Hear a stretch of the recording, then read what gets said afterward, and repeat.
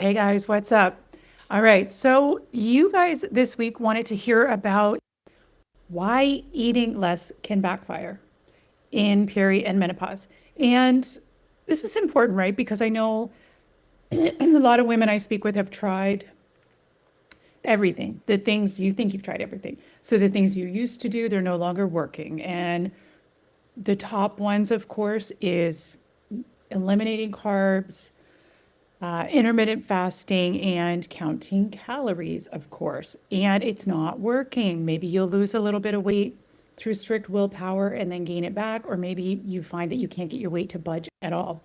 Um, but there's a reason, and it doesn't mean that you're not able to lose the weight. It doesn't mean your body's broken. It just means a different approach is required. Because here's the thing: most women will assume, and rightfully so, because this is what we've been taught dieting, that it's calories in versus calories out. And it makes sense in theory. I get it. But here's the thing: in perimenopause and menopause, with the fluctuations of our hormones, stuff is going on. Like you may have noticed you feel hungry even after you've eaten, or maybe you're having food cravings that you never had before. And there are biological reasons for this. Our hormones are changing. So when we are trying to lose weight at this age, it is not a calorie problem. It is a signaling problem. So when we're trying to eat less, there's so many reasons why, but I'm going to give you a couple of the top ones right now. And I hope it clicks for you, because you got to shift your mindset in order for this to work. Because I know when a lot of women will gain weight and have a hard time. And so you get scared of food. You're like, well, if I just eat less, I'll lose weight, and it's going to backfire. So here's why. Number one, in the simplest form, we have something called metabolic adaptation. So when you cut your calories lower, your body, in an effort to protect you, is going to lower when you do it for a prolonged period of time, your body's going to lower the rate at which it even burns calories to match the amount that you're eating.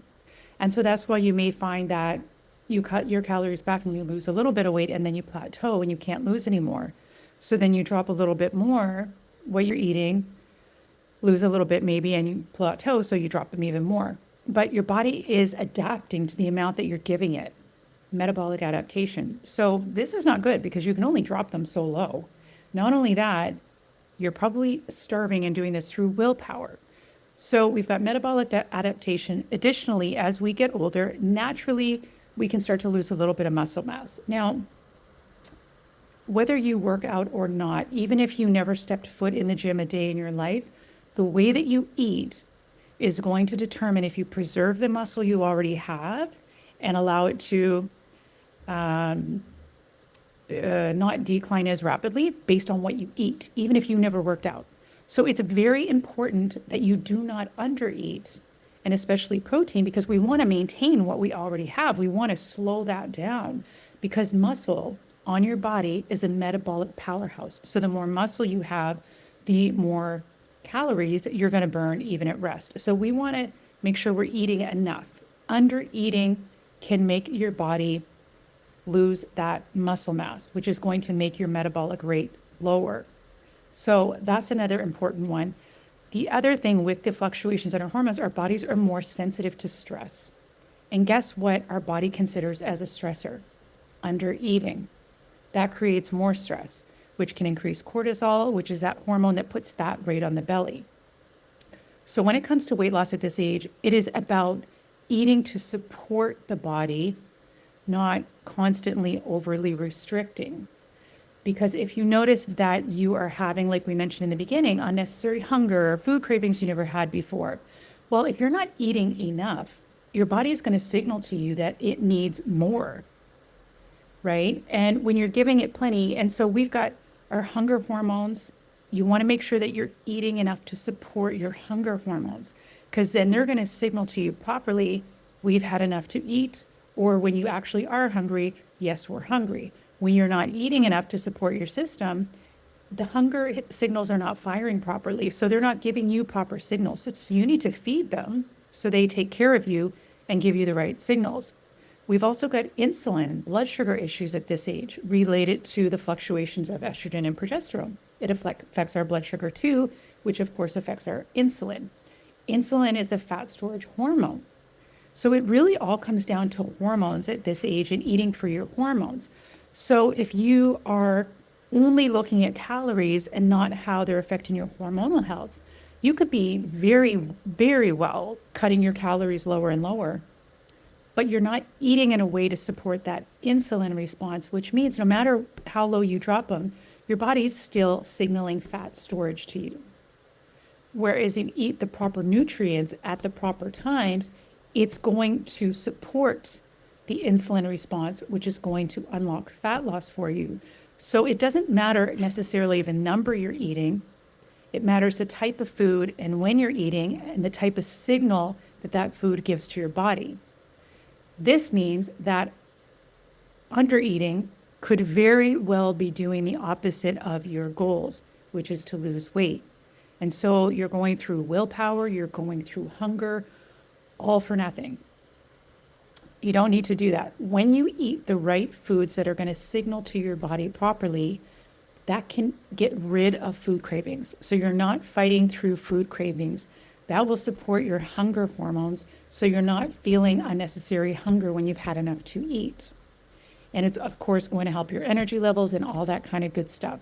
And when you eat in a way to support blood sugar and your insulin response, excuse me, that's giving the signal to your body, okay, we're going to use this stored fat as fuel, and we're going to use this new food, we're going to burn it off as fuel. Whereas if you're getting a different insulin response, it's just going to store that food as fat. Your body's in fat storage mode. So I hope that makes sense. And it's not that you need to understand the science behind it, but just to wrap your head around the fact that if you're under eating and dropping your calories lower and lower, you're not giving your body what it needs to produce the proper signals. It is a signaling issue at this age. And when you understand it, that's when you can lose weight effectively without starving yourself and without through willpower and without fighting through cravings. I hope this helps you guys. Leave your comments below if there was anything that wasn't clear, but I also need you to understand there's a bit of a mindset shift that needs to take place here as well, because most women were used to chronically dieting and we're used to in our 20s and early 30s just dieting our weight, but our bodies could handle a lot more then. And to be fair, doing that repeatedly over time creates stress on the body too and can make it a little bit more difficult. Now, doesn't mean we can't get it back on track, but you got to eat to support your hormonal system and give it the proper signal so it knows what to do for you. It's actually good news, believe it or not, because you don't have to starve to do it. And in fact, you should absolutely not starve to do it. Anyway, there is a pattern I have noticed with women at this age to lose weight. 3 predictable patterns that make weight loss stubborn for you over the age of 40 with these hormonal changes. I created a quiz for you so you can figure out yours. It's a free quiz, takes 2 minutes, and it'll tell you which of the 3 patterns you fall into with a description of each and what you should do to support it. This way you're not following generic advice, which would be like the things like counting calories, which I hope you broke you out of that mindset. Cutting carbs, don't do that. We need them. Intermittent fasting, also not good for this age. It's a specific strategy for this age, but it works like gangbusters, and you feel full and satiated and you're not fighting through willpower. And it's also health supportive, which means it is a lifestyle change. It is not a quick fix. This is to take the weight off and keep it off going into your 40s, 50s, 60s, 70s and your life in a health supportive way. Anyway, you want the quiz, comment quiz below and I'll send it to you. You can also send me a private DM, or I've also linked it in my bio for you to grab it as free. And I highly recommend you do that so it'll give you some insights into maybe why your body is holding on to weight and you're having a little bit of weight loss resistance at this age. Anyway, hope that helps. Have a great rest of your day. Bye.